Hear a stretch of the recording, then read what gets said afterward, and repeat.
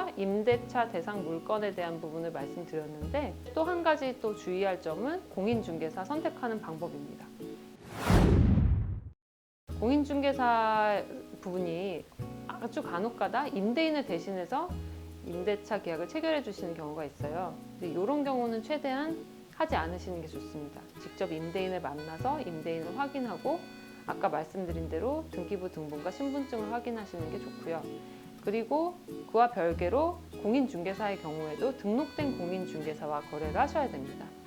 그러면 우리가 등록된 공인중개사인지는 어떻게 알 수 있냐? 국가공간정보 포털이라는 데 접속을 하시면 부동산 중개업 조회 메뉴가 있어요. 그래서 거기를 클릭하셔서 지역과 여러 가지 그 분의 이름, 또 뭐 전화번호 이런 걸 입력하면 조회가 가능합니다.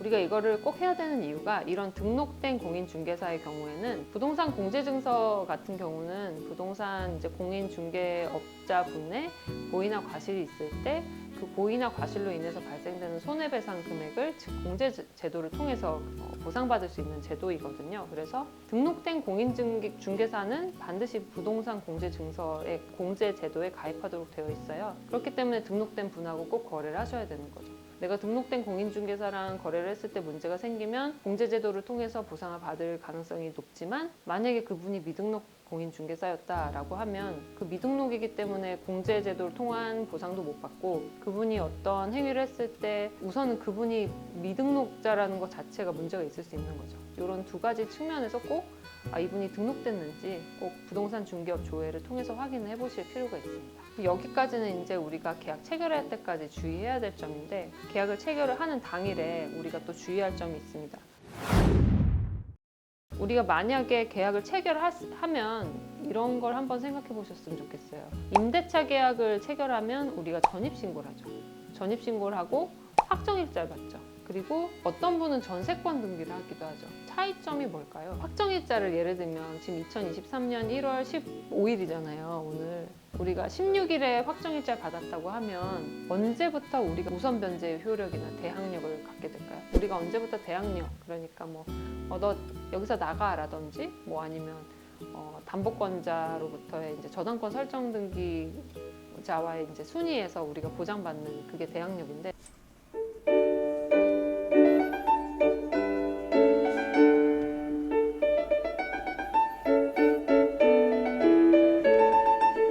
대항력을 언제부터 갖게 될까요? 16일에 내가 전입해서 확정일자 받았다. 17일 0시부터 받아요. 근데 이걸 왜 말씀드리냐면, 만약에 되게 집주인이, 임대인이 나쁜 마음을 먹고 1월 16일에 은행에 가서 저당권 설정 등기를 한다. 나 전입신고가 없으니까 등기부상 깨끗할 거 아니에요. 16일에 저당권 설정 등기를 하면 그날 등기를 치면 그때부터 효력이 발생되거든요. 나는 17일부터 확정일자에 따른 대항력이 발생되잖아요. 선순위자는 누굴까요? 지금 답을 다 말씀드렸는데, 저당권 설정 등기를 16일에 하면 그때부터 16일 그날부터 효력이 발생되고요. 확정일자 받은 날 16일이면 그 17일부터 효력이 발생되기 때문에 은행이 선순위를 갖게 돼요. 되게 놀랍죠. 그래서 요거를 되게 주의하셔야 되는데, 그래서 보통은 전세권 설정 계약할 때 자세히 보시면 이런 문구가 꼭 들어가긴 해요. 당일 1월 16일부터 2일 내지 3일 동안 담보대출 받지 않는다라는 문구를 꼭 넣긴 하는데, 그 문구가 없는 경우도 있기 때문에 그런 걸 계약상에 꼭 넣으셔야 된다. 꼭 확인을 하고 계약 체결을 하셔야 되는 게 한 가지가 있고, 혹시라도 그런 일이 발생하지 않도록 미연에 방지하기 위해서 등기부 등본을 좀 한 2, 3일 동안은 띄워보시는 것도 좋은 방법이다. 이런 걸 한 가지로 말씀을 드릴게요. 그래서 내가 확정일자를 받고 전입신고를 하고 확정일자 받는 건 되게 중요한 일인데, 그 당일에도 저당권 설정 등기가 되지 않도록 할 필요가 있고, 혹시라도 이런 게 너무 걱정된다라고 하신다면 전세권 설정 등기를 하시는 방법도 있어요. 전세권 설정 등기는 마찬가지로 등기된 날 효력이 발생되기 때문에 16일에 등기를 완료하면 16일부터 우선권을 갖게 돼요. 우선 변제효나 여러 가지 등기에 기한 효력을 발생시킬 수 있고, 그 다음 순위로 저당권이 설정되면 저당권자가 나보다 선순위가 될 수는 없죠. 이런 부분들이 있고 또 한 가지 이제 이런 것과 유사하게 이제 주의를 해야 되는데 요즘에 이런 서류를 많이 요구를 하는 경우가 있더라고요. 미납국세 문제가 있어요. 이거는 이제 근저당권하고 좀 비슷한 것이기도 한데 예를 들어 아까 이제 제가 깡통전세 얘기했잖아요. 근저당권 금액하고 선순위 보증금까지 다 계산을 했는데 전세금을 예외적으로 돌려받지 못하는 경우가 있어요. 경매를 봤는데 이 사람이 당해세라고 해가지고 부동산에 대해서 세금이 밀려 있는 거예요. 예를 들면 종합부동산세 이런 걸 안 냈어요. 종합부동산세 같은 거 안 내면은 등기부상에 있는 저당권 그리고 확정일자에 따른 임대차 보증금보다 제일 먼저 최우선 순위로 그 당해세가 공제가 됩니다. 국가에서 그 당해세 먼저 가져가요.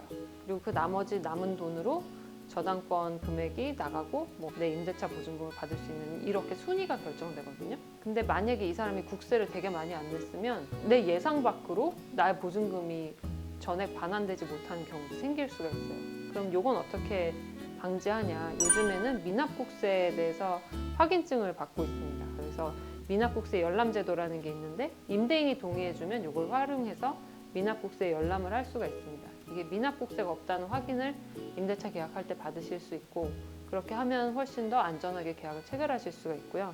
아주 예외적으로는 이제 임금채권이나 어떤 재해보상금, 퇴직금 같은 것도 나의 근저당권이나 또는 전세권 설정에 따른 전세금 반환 채권이나 이런 것에 우선되거든요. 그러면 임금채권이 그 사람이 밀려있다는 거 되게 알기가 어렵잖아요. 그 사람이 미납된 임금채권이 있는지를 확인하기 위해서는 보통은 이제 제일 좋은 게 등기부 등본밖에 없어요. 등기부 등본에 가압류가 되어 있다든지 소송으로 인해서 그러면 그 가압류 금액은 또 내가 그 가압류 금액만큼 또 빼시는 게 좋습니다. 내가 보증금 받을 수 없는 금액일 가능성이 크다. 그 사람이 뭐 소송에서 진다든지 하면 그 금액도 날아가는 거거든요.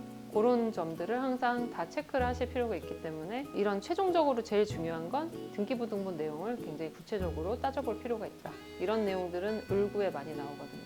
이렇게 생각을 하시면 될 것 같습니다. 그래서 다시 한번 정리를 하면 이제 우리가 아까 정리했던 내용을 빼고는 등기부 등본을 확인을 하는데 가압류, 가처분 내용이 있는지 확인하고 그 다음에 국세 체납 여부를 확인하기 위해서 미납국세 열람 절차를 통해서 이 부분을 확인할 필요가 있다. 그리고 부동산 중개소의 경우에 그분이 등록된 분인지를 꼭 확인할 필요가 있다. 이렇게 생각을 하시면 될 것 같습니다. 그럼 마지막으로 이거는 이제 좀 최악의 경우긴 하지만 계약이 완료되고 계약 기간이 만료되고 내가 이제 임대차 보증금 받아야 되는데 임대인이 돈이 없다 그러면서 보증금을 돌려주지 않을 때 어떻게 해야 되느냐 이때 대처법에 대해서 말씀을 드리겠습니다.